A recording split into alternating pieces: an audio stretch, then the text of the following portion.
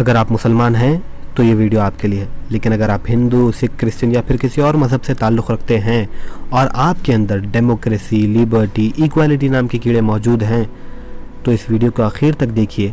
मुबारक हो, मेरे पास आपके लिए एक तोहफ़ा है।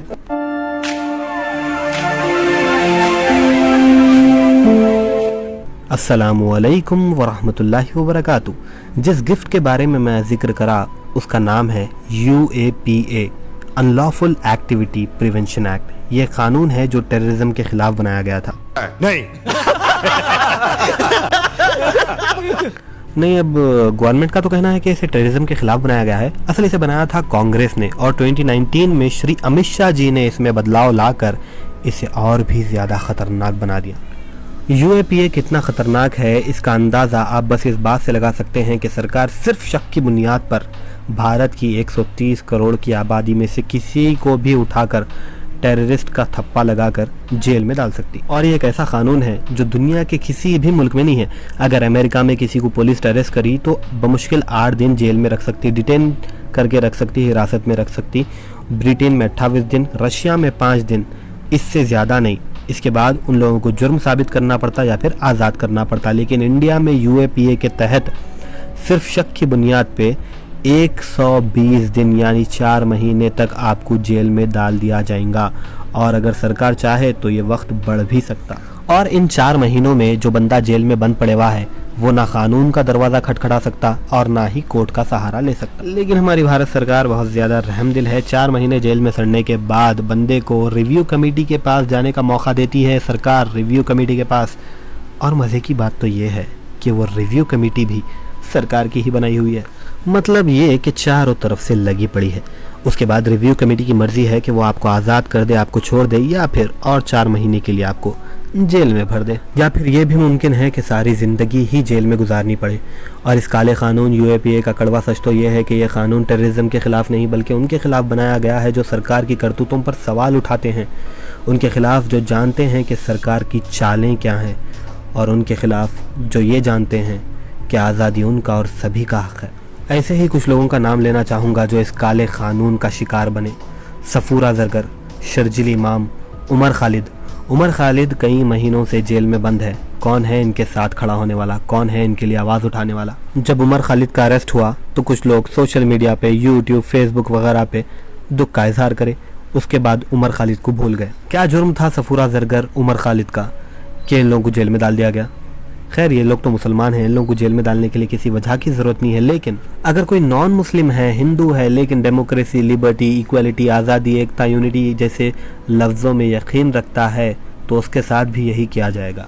क्योंकि हिंदुत्व सरकार की ये सोच है कि जो डेमोक्रेसी, लिबर्टी, इक्वालिटी में यकीन रखता है वो हिंदू ही नहीं है। सरकार ने कई हिंदुओं को भी UAPA के तहत अंदर कर दिया। वरावरा राव 80 साल के पोएट, 60 साल की civil rights activist Sudha Bharadwaj, English professor Hany Babu, Mumbai के lawyer Arun Ferreira, young student activist Natasha Narwal, इन सब का गुनाह बस इतना था कि इन्होंने BJP के काले कानून के ख़िलाफ़ आवाज़ उठाई, CAA, NRC, NPR के ख़िलाफ़ प्रोटेस्ट किया, लोगों को उनके हक़ का एहसास दिलाया, आज़ादी और इनक़िलाब का जज्बा लोगों में पैदा किया और भारत के संविधान को बचाने के लिए अपनी जान माल को कुर्बान कर दिया।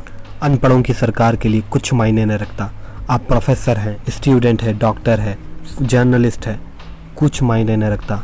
अगर आप सरकार के ख़िलाफ़ हैं तो आप जेल में जाएंगे। रागिनी तिवारी, कपिल मिश्रा, अनुराग ठाकुर, ये सभी दिल्ली के दंगों के जिम्मेदार हैं, लेकिन इन पर UAPA नहीं लगाया गया अब तक। वो सिर्फ इसलिए क्योंकि ये हिंदुत्व को प्रमोट करते हैं या फिर BJP में किसी ऊंचे पद पे हैं। अब सवाल ये है कि अगर ये कानून इतना ही ज़्यादा ख़राब है तो पार्लियामेंट में इसे पास कैसे कर दिया गया? दरअसल बात यह है कि 2019 में जब BJP की तरफ से UAPA में बदलाव ला के पास किया जा रहा था तो मुसलमानों के हमदर्द और रहनुमा बनने वाले लोग भी BJP का साथ दिए इस कानून को लाने में। लेकिन सिर्फ एक पार्टी के एक शख्स ने हमेशा इस काले कानून के ख़िलाफ़ आवाज़ बुलंद की और इस कानून की बुराइयों से वाकिफ़ करवाया। बस एक शख्स, बैरिस्टर असद उद्दीन ओवैसी साहब। ओवैसी साहब ने हमेशा बताया कि ये कानून मुसलमानों, दलित और ट्राइबल्स के ख़िलाफ़ बनाया गया है और हमेशा इस कानून की मुखालिफत करते रहे, चाहे कांग्रेस का दौर हो या फिर BJP का। लेकिन एक MP, सिर्फ एक MP, एक शख्स की मुखालिफत से, उसकी कोशिशों से कुछ नहीं हो सकता, एक एमपी कुछ नहीं कर सकता। हमें चाहिए कि हम ओवैसी साहब जैसी सोच रखने वाले पॉलिटिशियंस को ताकत दें। सिर्फ एक एमपी कुछ नहीं कर सकता, सिर्फ एक एमपी की बात चाहे जितनी सही हो लेकिन उसकी अहमियत कुछ नहीं रहती पार्लियामेंट में। हमें चाहिए कि मुसलमानों के सो कॉल्ड हमदर्द बनने वाले पार्टीज के बजाय ओवैसी साहब जैसे लोगों को वोट दें, ओवैसी साहब जैसे एमपीज़ को जिताएं, ताकि कम से कम 50 से 60 एमपीज़ ऐसे हो जो पार्लियामेंट में यूएपीए को कमज़ोर कर सकें या फिर इसे ख़त्म करने का काम करें। अब अगर कोई कमेंट करेंगे कि नियाज़ दगनी तो मजलिस का सपोर्टर है, तो अमित शाह जी को बोल के यूएपीए लगा के 4 महीने तक के लिए जेल में डाल के सुहा करा देता हूँ। अपन सिर्फ सच के साथ है, किसी पार्टी के साथ नहीं।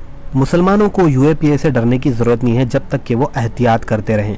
CAA-NRC का प्रोटेस्ट हो या फिर किसान आंदोलन, प्रोटेस्ट में हिस्सा लेने से पहले एहतियात भी कर लो। प्रोटेस्ट में हिस्सा जरूर लो लेकिन यूएपीए को दिमाग में रखते हुए, क्योंकि किसानों पे तो यूएपीए नहीं लग सकता। अगर पुलिस अरेस्ट भी कर ली तो सिख और किसानों के साथ ऐसे ऑर्गेनाइजेशंस है जो उनको मिनटों में जेलों से छुड़ा लेते। लेकिन मुसलमान इतने बदनसीब है कि उनका दिफा करने के लिए कोई नहीं आते, बस सोशल मीडिया पे फड़फड़ा लेते रहते। बड़ी मेहनत से, बड़ी मुश्किल से इंफॉर्मेशन इकट्ठा करके रिसर्च करना पड़ता है ऐसी वीडियोस बनाने के लिए, बड़ी मेहनत लगती।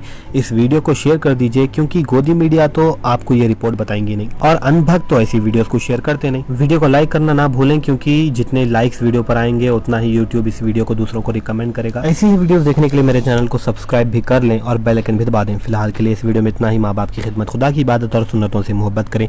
अब मैं मिलूंगा आपसे किसी और नए वीडियो में, जब तक के लिए टेक केयर, अल्लाह हाफिज़, अस्सलामु अलैकुम, मास्सलामा।